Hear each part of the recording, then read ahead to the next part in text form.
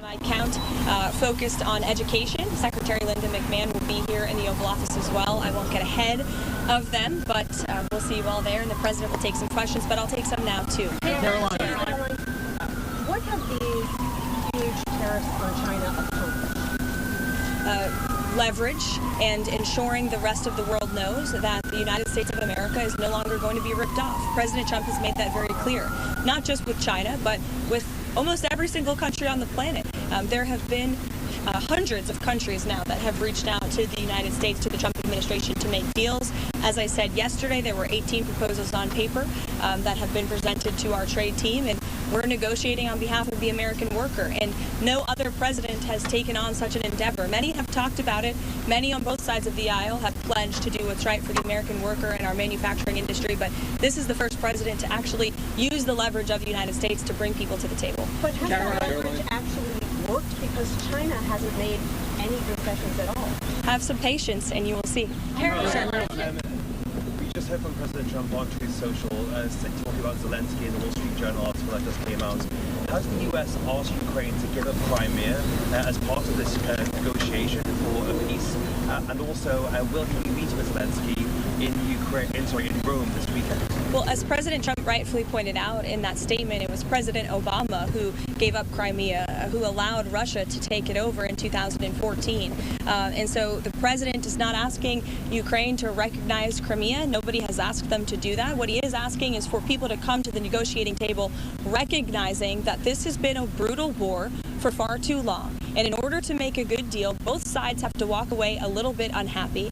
And unfortunately, President Zelensky has been trying to litigate this peace negotiation in the press. And that's unacceptable to the president. These should be closed-door negotiations. The president's national security team, his advisors, have exuded significant time, energy, and effort to try to bring this war to an end.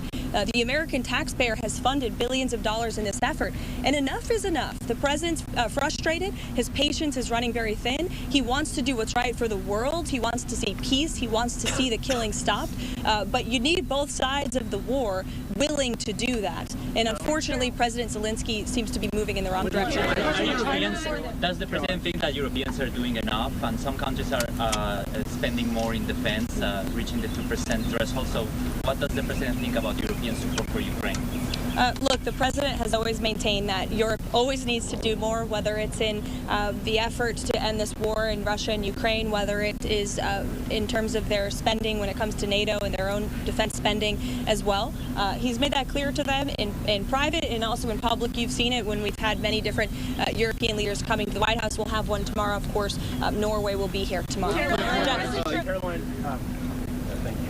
As the president, in his conversations with Zelensky or others, has he threatened to walk away if that is not accepted by the end of the day today? Not by the end of the day today, but the president has maintained that his frustration is growing and he needs to see this thing come to an end. Karoline, can I ask you? Will President Trump and President Putin meet in Saudi Arabia next month? Is that the plan? I'm not tracking a meeting at this time, but as always, we'll keep you updated. I did announce the dates of the foreign trip yesterday. On this morning, can you talk about the motivation behind the significance of President's move to install massive American flags throughout the White House out of the Pink Pocket? I'm sorry?